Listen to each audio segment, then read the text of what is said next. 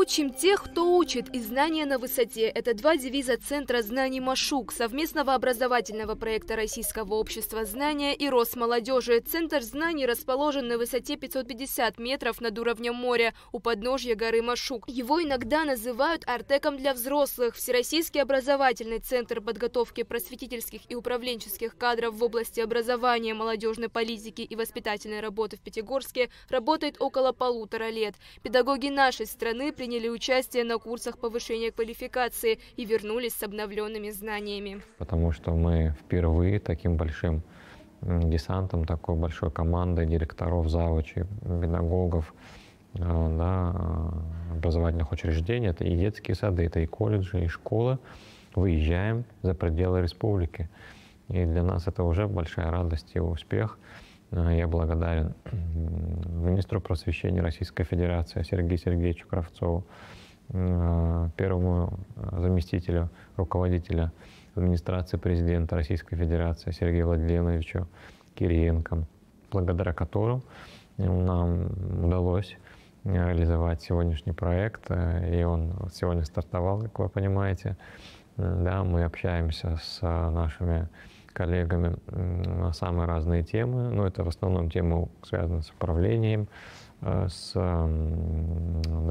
руководством наших образовательных учреждений, с различными проблемами, которые возникают, с задачами педагогическими. Очень много возможностей, которые в России открыты и для нас в том числе. Абхазия и Россия находятся в одном культурном и образовательном пространстве. Зачастую педагоги двух стран сталкиваются с одинаковыми проблемами. И многие ученики, выпускники абхазских школ поступают в вузы Российской Федерации. Естественно, такое взаимодействие необходимо. Наша молодежь в основном поступает в высшие учебные заведения России. И поэтому, конечно, наша система образования нацелена давать такие же знания, как дают российские учебные заведения. Для нас это очень важно. Идти в ногу со временем, знать стандарты России. Но, в принципе, мы учимся и занимаемся по программам, по учебникам из Российской Федерации. Поэтому, конечно, для нас русский язык важен очень, как для изучения, так и для учебы. Ну и сфера туризма, естественно, для нас важно, чтобы наши люди все говорили свободно на языке, чтобы не было каких-то преград для общения. Образовательный центр МАШУК, я очень счастлива, что я попала сюда.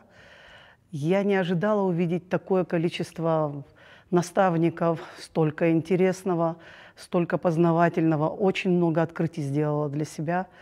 И я думаю, что я эти эмоции, эти знания понесу в свою родную школу. И я постараюсь это применить максимально полезно, чтобы это было для детей. Договоренность об участии педагогов в образовательных мероприятиях по повышению квалификации на базе центра была достигнута при поддержке первого замруководителя администрации президента России Сергея Кириенко по итогам его визита в Абхазию. Программа повышения квалификации для учителей и директоров школ нашей страны проходила с 6 по 9 февраля. В ней приняли участие более 150 педагогов.